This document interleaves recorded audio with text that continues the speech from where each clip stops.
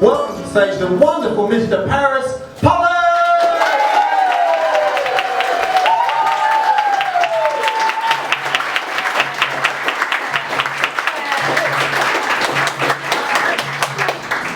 Howdy everybody, I'm Paris. I'm a vegan. I love the perks.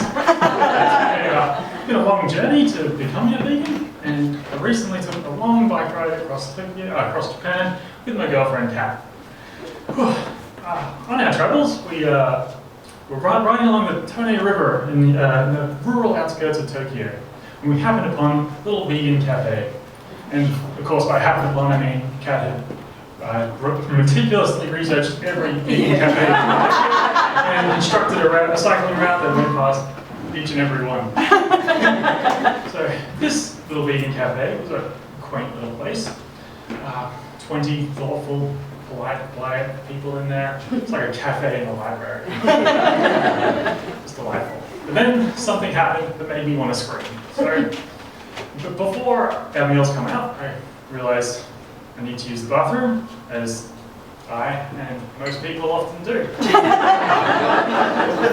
followed the usual symbols out to around the back, where I am greeted by two doors. One, a immaculate door with a little pink lady symbol on it, and one a grubby little door with a man's symbol on it that was blocked by construction tape and covered in spiderwebs, punctuated with a big locked padlock. Yes, I know it was locked because despite the spiderwebs and the construction tape, I still tried the door. And what the plan was? I'm glad I didn't have to find out. So, I retreat back into the cafe. This time I look around again and I realize I'm the only man in here. Now, it's not uncommon for me to be the only one of few men in a vegan restaurant.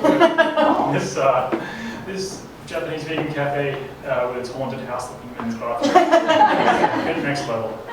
And as much as I strive to be a courageous, self-actualized agent of change, I imagine myself explaining that if they'd like to invite, admittedly, the more reluctant half of the human race into trying vegan, they'll need a place to be. This wasn't quite the conversation I was willing to gamble on Google Translate. Instead, I took a brave course and just retreated to my table, quickly finished my meal, and darted to the temple across the street to respectfully use their toilet. Now, I was in this tranquil temple toilet. I had time to reflect on my journey to becoming a vegan. So, 15 years ago, I'd have never set foot in a Japanese vegan cafe. I grew up on a battery hen farm in the rural outskirts of Melbourne. It's a lot more fun. This is full of creaky machines and shotguns and rusty old utes. You're tearing around paddocks. It's like Mad Max meets Alien with a touch of chicken run. It also meant watching my granddad sort little chickens into buckets of boys and girls, and watching him break the necks of the little boys and gently drop them into the bucket. Oh. Yeah. The farm was a bit harsher to the little boy chickens than the vegan cafe was for me. I had to run out to retreat to a temple toilet. Now, my granddad never quite got used to this. He never got used to it. The killing the chickens part, not the temple, not but despite his clear discomfort with the process and myself growing up on seeing some of the worst parts that industrial farming had to offer, this isn't why I became a vegan. This was normal to us. In fact, when people would challenge me on the ethics of the farm, I'd dig in and become quite defensive. Sort of similar to now, if people challenge me on my strongly held belief that with the cinematic masterpiece that is Love Actually. I actually love that movie, and on this one, Margaret David playing it.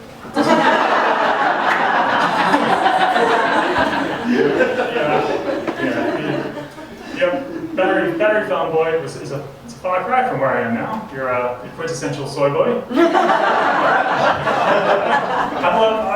got here through following joy. I love everything about my life now. I love that I can spend 15 minutes in the alternative milks aisle, meticulously calculating the carbon footprint of various oat and soy milks. I know about pea milk, but I'm not there yet. It's a movie. No, I am. Little help for a second.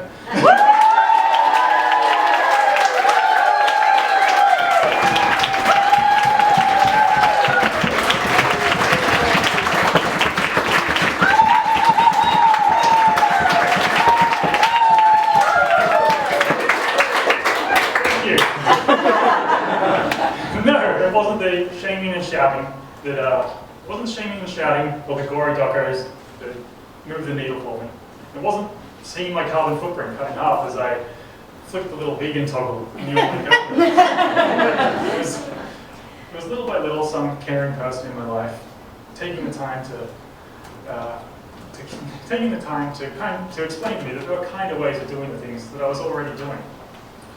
It was eventually it started with eating cage-free eggs. Shock. Then it was all of a sudden I'm buying boxes of vegan Golden Gate times. Standing there in this temple toilet in my coconut leather shoes, translating the ingredients like a bottle of what I'm pretty sure now is hand soap. As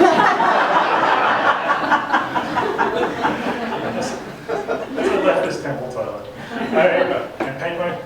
gave my thanks for their thoughtful inclusion for everyone to use the bathrooms. I left enlightened with the clarity of my mission. So, meat eaters of Melbourne, I'm not here to shame or scare you, or I'm here to woo you. The practical perks for being a vegan. Number one, vegans get served first on aeroplanes. Number two, having a single item to order on most restaurant menus actually works. Get in, you sit down, you order, it's done. Number three, explaining to your granddad why you're not eating the pavlova is a lot more fun than talking politics with him at Christmas dinner. Very kind, thank you, and good night.